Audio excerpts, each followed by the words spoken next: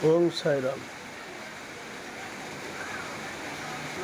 प्रकृत बाबांकर अनेक रूप से सब संतान मानकर मंगल चाहती किंतु आमको जो दुख आसे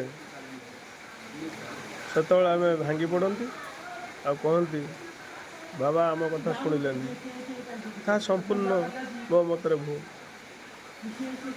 बाबा सब समस्त को परीक्षा करती जिते दियंती से चिंता करी दियंती पुणी तुमको जो परीक्षा करती चिंता करी परीक्षा करती जे मो संतान धैर्य केते मो प्रति तार भल पाइबा केते श्रद्धा केते जदि तुम से समय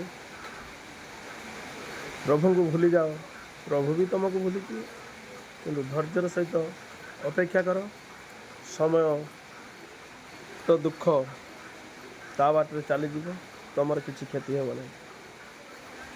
वास्तविक साई तुम्हें बहुत महान ये जीवनटा तुम पाई। ओम साई राम।